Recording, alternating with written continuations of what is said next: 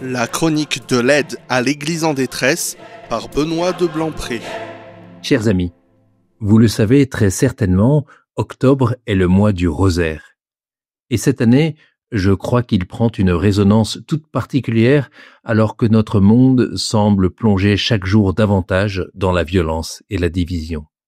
Et d'ailleurs, le Saint-Père nous a tous invités à prier quotidiennement pour la paix tout au long de ce mois d'octobre.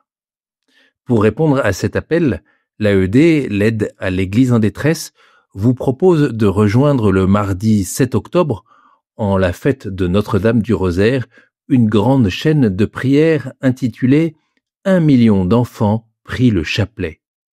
Depuis de très nombreuses années, cette initiative est comme un souffle d'espérance. Des enfants du monde entier s'uniront par la prière dans leur école, leur paroisse ou leur famille pour invoquer la paix.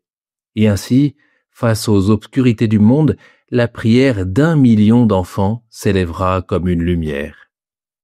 De très nombreux évêques et communautés chrétiennes répondent avec enthousiasme à cet appel à travers le monde.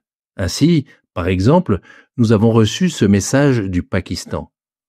Dans ces temps troublés, nous croyons sincèrement que la prière, spécialement celle du chapelet, reste l'arme la plus puissante pour la paix, l'unité et la protection des vies innocentes, nous dit un évêque.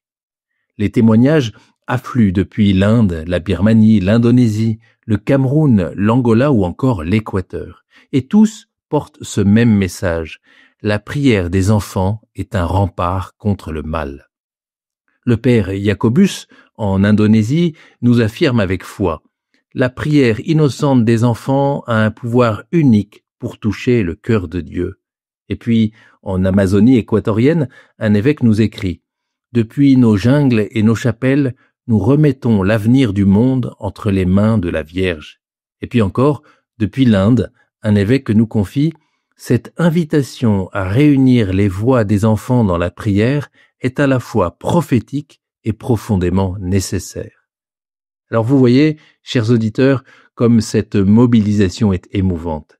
Elle nous rappelle que la paix ne se construit pas seulement par des traités ou des décisions politiques qui sont parfois nécessaires, mais elle commence également dans les cœurs et tout spécialement dans celui des plus petits. Notre monde a besoin de la prière des enfants et de nous tous. Alors, je vous invite chaleureusement, chers amis, à le relayer cette campagne autour de vous. Encouragez vos enfants, vos petits-enfants, vos paroisses à y participer. Le 7 octobre, répondez à l'initiative de l'AED et unissez votre prière à celle d'1 million d'enfants prient le chapelet. Tous ensemble, prions pour la paix. Parce que dans la foi et l'espérance, nous croyons que Marie se laisse toucher par nos prières et que rien n'est impossible à Dieu.